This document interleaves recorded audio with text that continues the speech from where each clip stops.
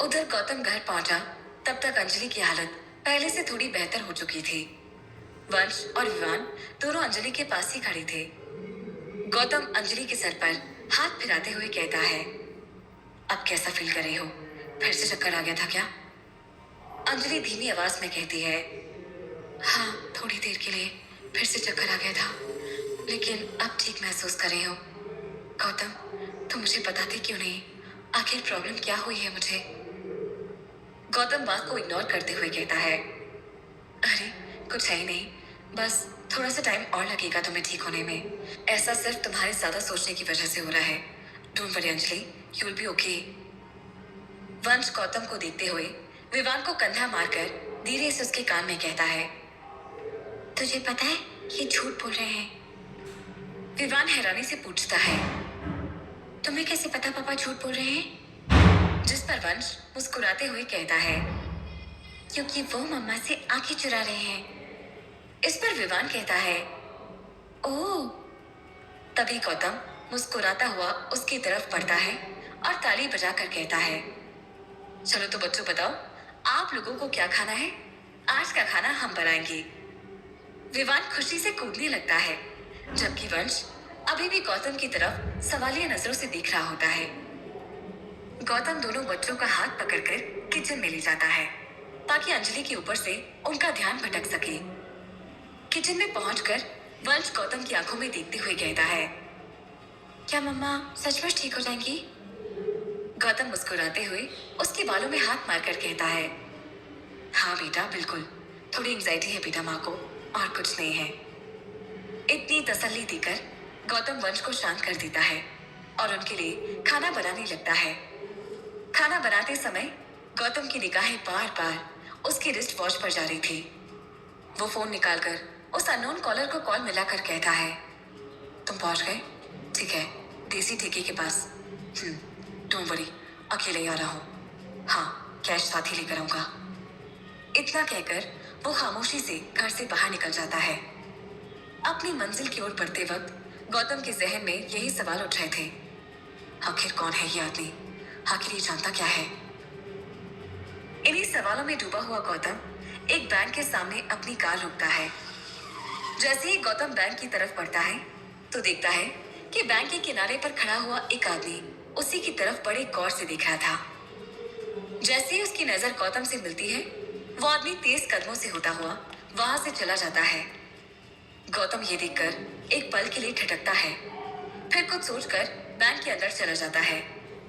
Bank में पैसों का इंतजार करते समय वो इस रहस्यमय आदमी के बारे में सोच रहा था। आखिर ये क्या चल रहा है? ये आदमी कौन था?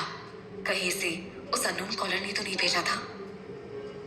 गौतम जल्दी से पैसे बैंक अकाउंट से लेता है और दोबारा अपनी कार में बैठकर बताई जगह की तरफ बढ़ने लगता है।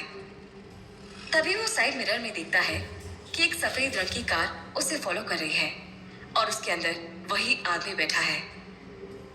रात गहरा चुकी थी और गौतम ने वहां पहुंचकर अपनी कार रोकी। उसने विंडो मिरर में एक बार फिर पीछे का नजारा देखने की कोशिश की। वो सफेद रंग की कार उससे लगभग 500 मीटर की दूरी पर सड़क के किनारे खड़ी हुई थी और वो आदमी अभी भी उसी कार में बैठा हुआ था। गौतम बाहर निकला और उसने ऐसा दिखाने की कोशिश की कि जैसे उसका ध्यान उस आदमी पर है ही नहीं। गौतम देखता है कि सामने एक अंधेरी गली थी। कोने में दूर से ही देसी शराब का ठेका दिखाई दे रहा था। हाथ में पैसों से भरा बैग लेकर गौतम गली के अंदर घुस गया। उस गली में प्रवेश करते ही अचानक गोलियां चलने लगती हैं। गौतम खुद को एक दीवार के पीछे छिपाता है। वो देखता है कि गली से 3-4 आदमी सड़क की तरफ भागे जा रहे थे। गौतम ने अपने बदन पर हाथ फेरकर चेक किया कि कहीं उसे कोई गोली तो नहीं लगी। शुक्र था कि वो बिल्कुल सेफ था। वो दबे दबे कदमों से बाहर की तरफ चलता है। वहां उसे कोई दिखाई नहीं देता। अचानक तभी किसी ने उसके कंधे पर हाथ रखकर थपथपाया। गौतम एक झटके से घबराकर पलटा। उसने देखा कि उसके सामने एक आदमी खड़ा है जिसके चेहरे पर मास्क लगा है और उसने रात के समय में भी अपनी आंखों पर काले रंग का चश्मा लगा रखा है। गौतम समझ गया था कि उसने अपना चेहरा छुपाने के लिए ऐसा हुलिया बना रखा था। गौतम ने खुद को कंपोज करते हुए एक गहरी सांस लेकर कहा, are you that unknown caller? ये सब लोग, ये क्या चल रहा है? वो शख्स कुछ देर गौतम की तरफ बिना कुछ बोले चुपचाप खामोशी से देखता रहा। फिर थोड़ा सोचकर बोला, मेरे आगे आगे चलो, हमें इस ठेके के अंदर जाना है। गौतम उस आदमी की तरफ देखते हुए फिर से पूछता है, ये लोग कौन थे जो गोलियां चलाते हुए भाग गए?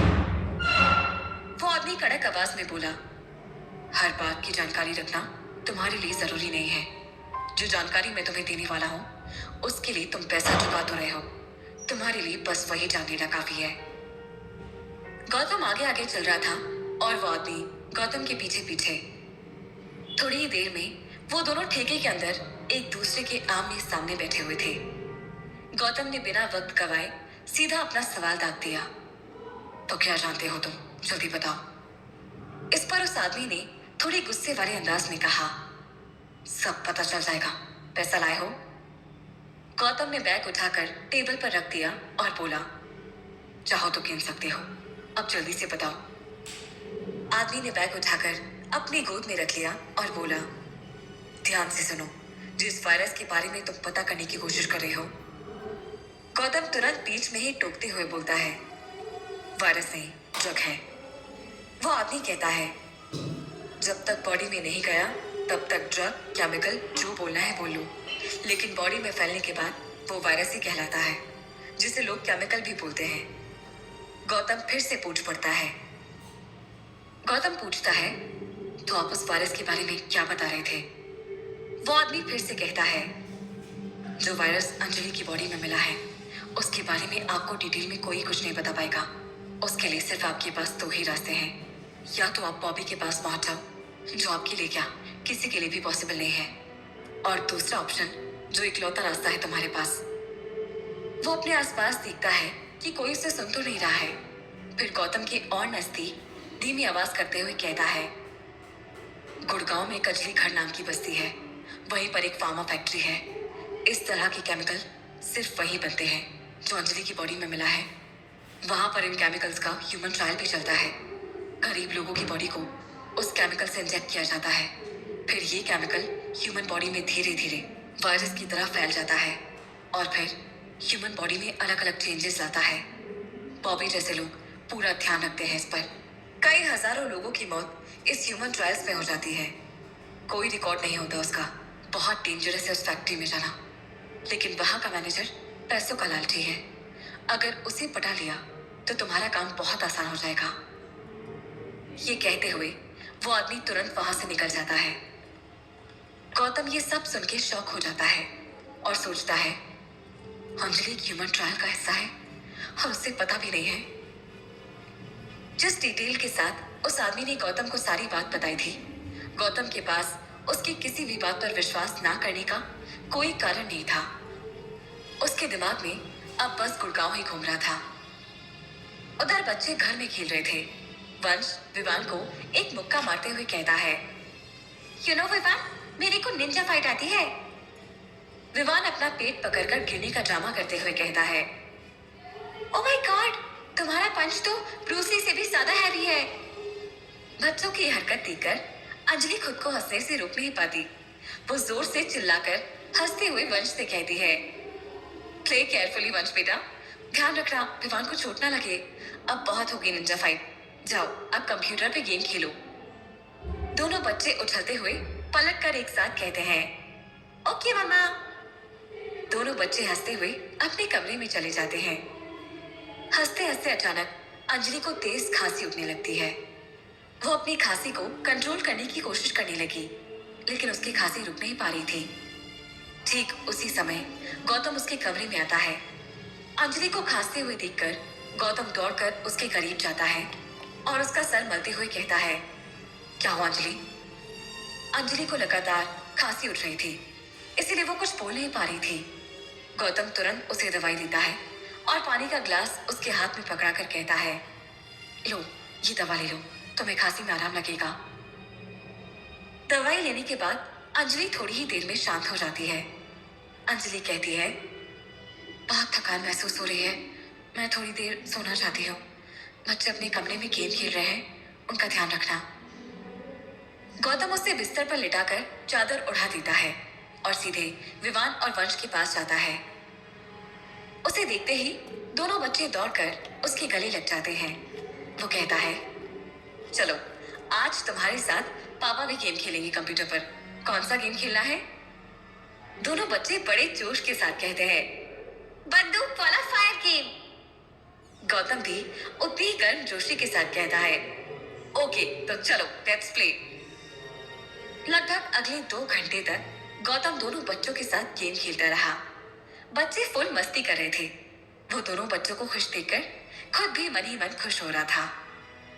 तभी अचानक रिया बच्चों के कमरे के सामने से गुजरती है।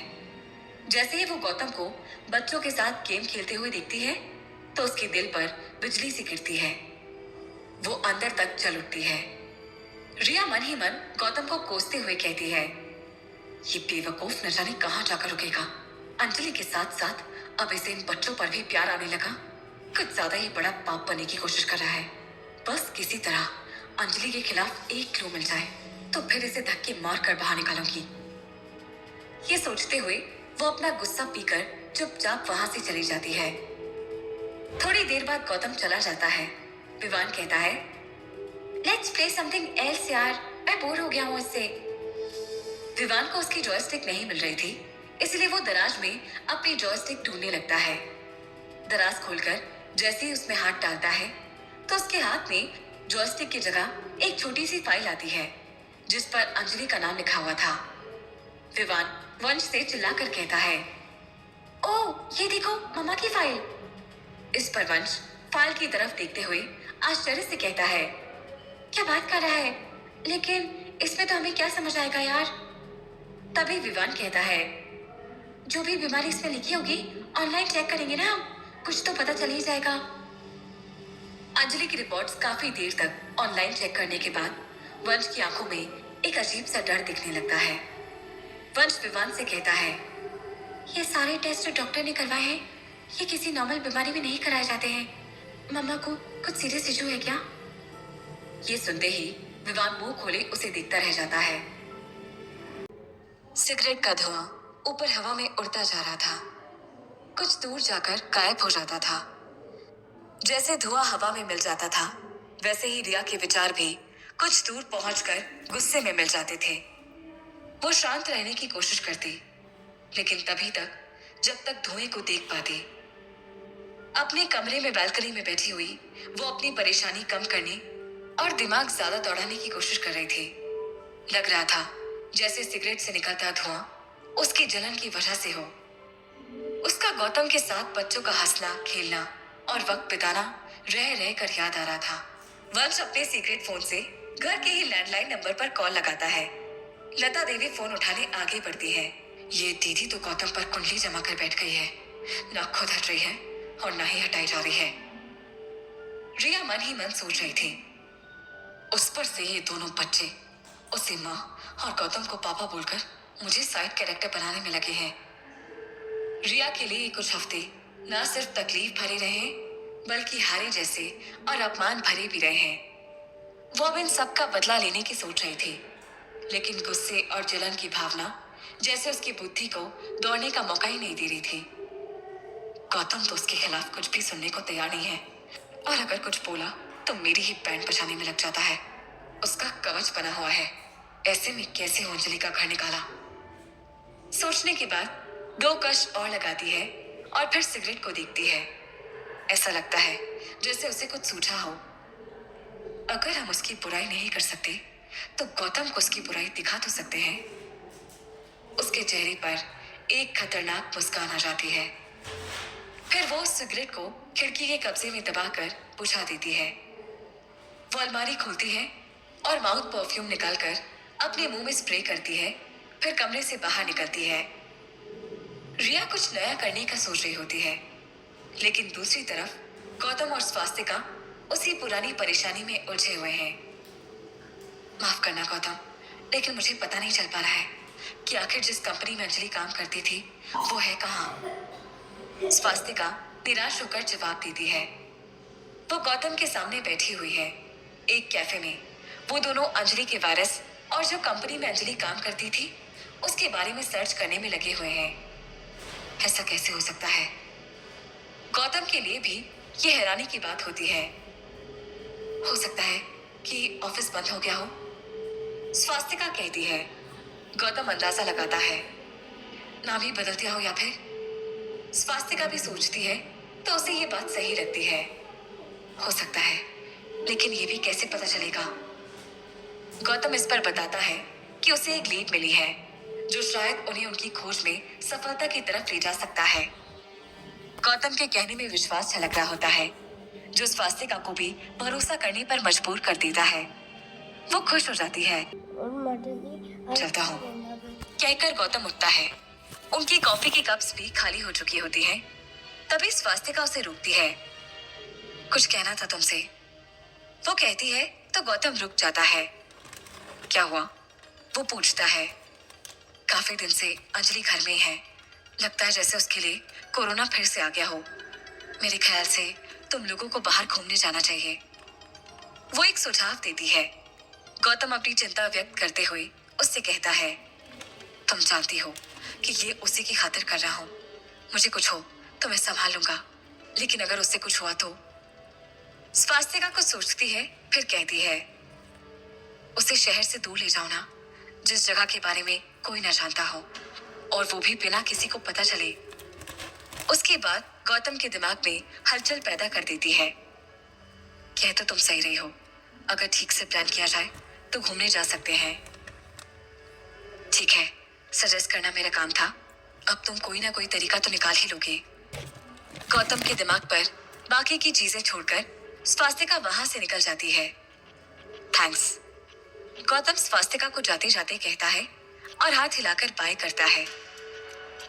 गौतम कैफे से निकलकर पार्किंग तक पहुंचने तक एक तरकीब निकाल चुका होता है और कार का दरवाजा खोलकर अंदर बैठने तक अंजलि को कॉल कर चुका होता है।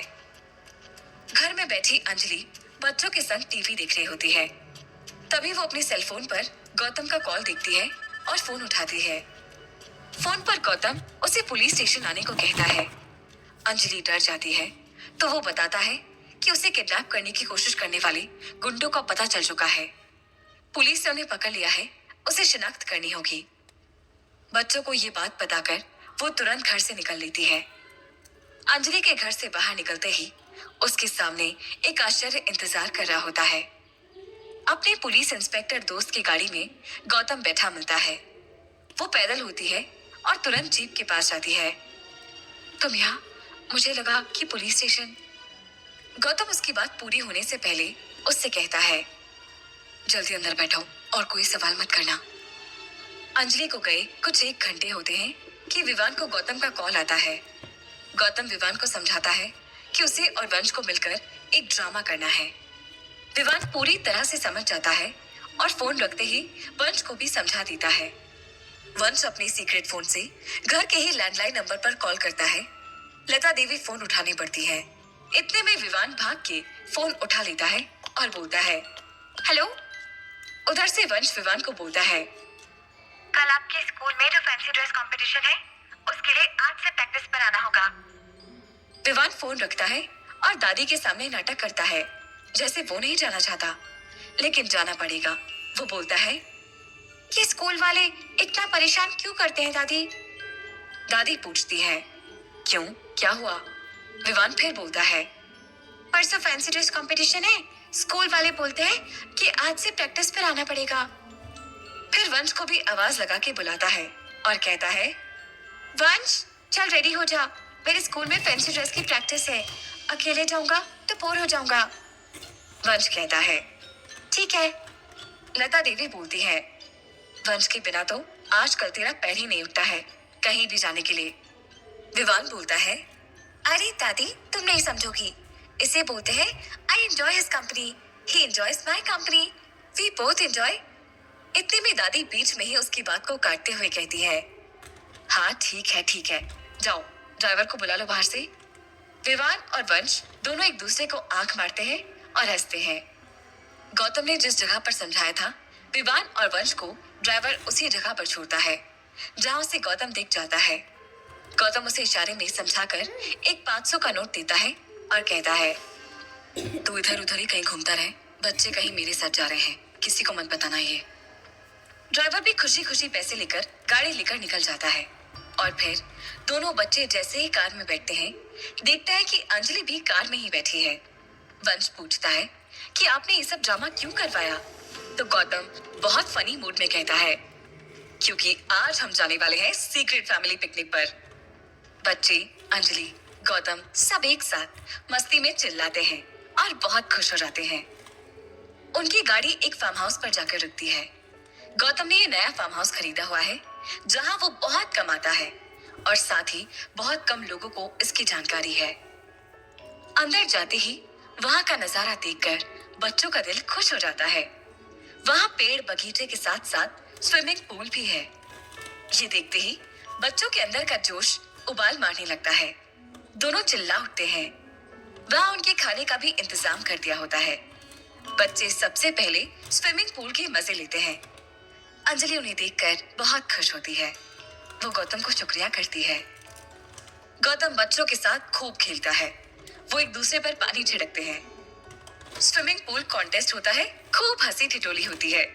जब बच्चे थोड़ी देर बाद शांत हो जाते हैं, तब वो उनकी मंगाई मनपसंद चीजें खाते हैं। अंजलि के साथ साथ बच्चे भी बहुत खुश होते हैं।